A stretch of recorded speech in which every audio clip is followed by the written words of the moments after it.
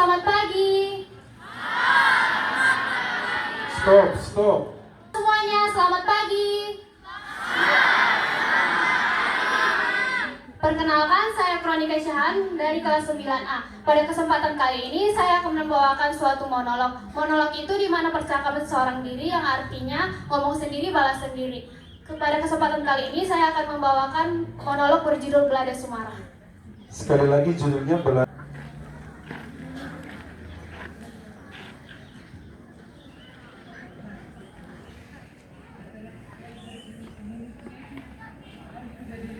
Dewan Hakim yang terhormat,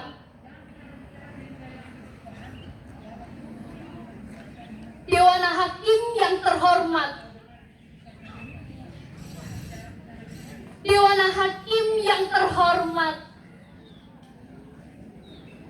perkenankan saya meralat ucapan jaksa. Nama saya Sumarah. Menjadi budak, buruh dan babu telah menjadi pilihan hidup saya.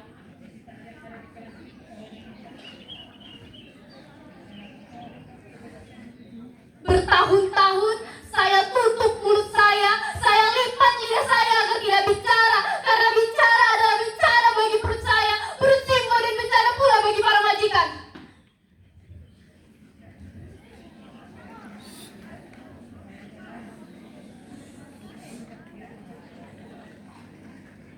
Jadi tolong, Dewan Hakim yang terhormat, izinkan saya mendongakkan dan membuka suara. Jangan ditanya dan jangan dipotong. Jika waktunya habis, saya akan diam selamanya.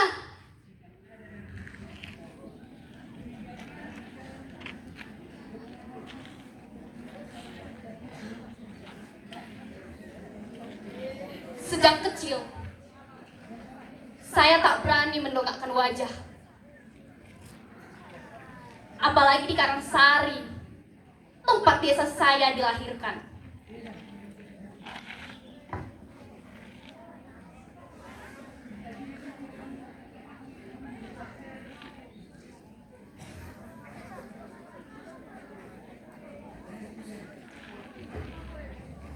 Pak Kasiri, guru madrasah saya pernah menerangkan, pembunuhan para jenderal itu dilakukan oleh sekelompok orang yang sangat keji, yang bersatu dalam organisasi PKI. PKI itu benar-benar biadab. Oleh sebab itu, dihapus dan dilarang berkembang biak lagi. Seluruh anggota PKI dihukum. Bapaknya si Semar itu kan PKI. Iya toh, iya. Dulu itu bapaknya si Semara diciduk sama tentara. Makanya jangan deket-deket sama si Semara. Nanti kena ciduk, kena tangkap. Motyar.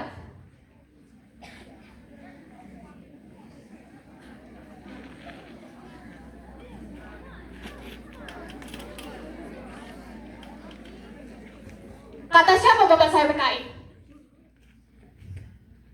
Kata siapa Sulaiman PKI?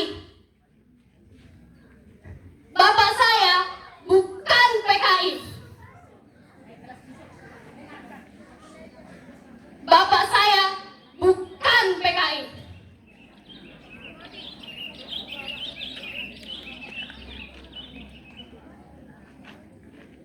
Bener kata Simbo.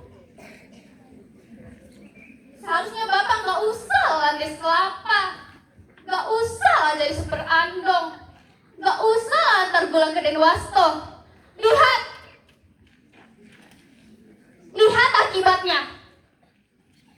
Akhirnya Bapak jadi ikut-ikutan kena ciduk setelah Denwasto diseret sama tentara.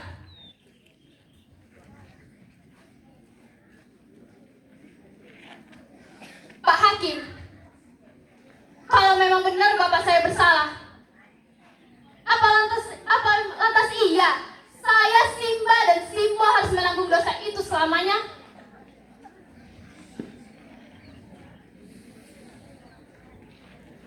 Dikucilkan, dirampas hak-hak kami,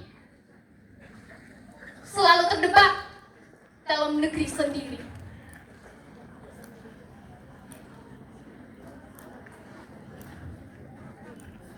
Suatu hari, saya bekerja bersama juragan beras.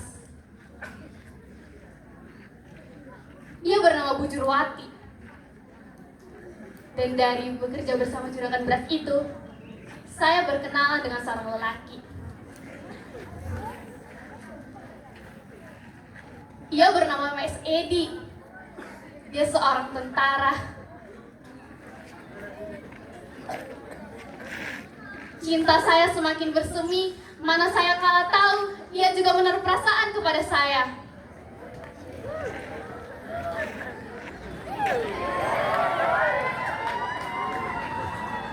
Tapi untuk kemudian kembali terjebak dan jatuh ke jurang yang sama. Saya tak bisa melanjutkan hubungan saya dengan Mas Edi. Saya tak bisa menikah dengan Mas Edi. Mas Edi mundur teratur setelah mengetahui sejarah keluarga saya. Sebagai seorang tentara,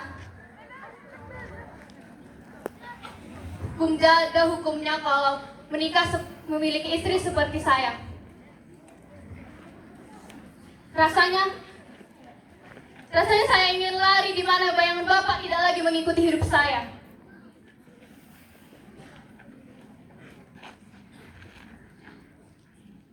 Akhirnya, melalui perantara seorang calo, saya mendaftarkan diri sebagai seorang TKW.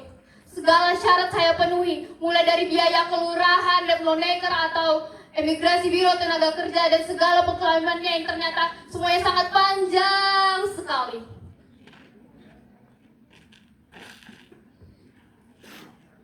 Akhirnya, jadilah saya, Sumarah binti Sulaiman, menjadi seorang TKW dengan predikat NEM tertinggi. Lucinus tank referensial menjadi mesin cuci, Archimedes menjadi teori menyetrika baju, dikutil menomotor jadi ramu kain pel, teori pidato menjadi omelan para majikan. Mana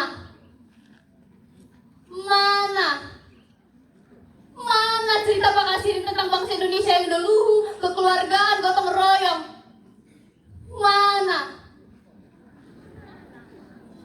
Ternyata semuanya hanya bisa dibeli oleh uang.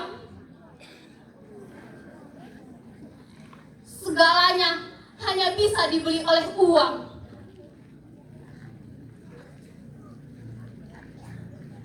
Pak Hakim, saya pikir setelah saya menjadi seorang TKW, hidup saya bisa berubah. Saya pikir saya bisa bermetafora dari ulat menjadi kupu-kupu yang indah. Tapi ternyata Pak Hakim, ternyata Sumarah tetap saja kandas.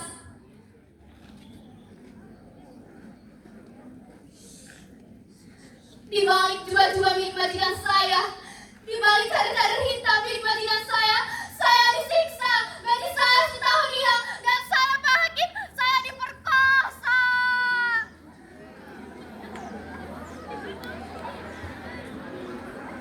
Tapi Pak Hakim, saya harus berani menolakkan wajah, saya harus berani meludahi orang yang merendahkan saya. Saya ambil pisau untuk kemudian saya huduskan jantung pisau itu ke jantung hatinya. Tenang.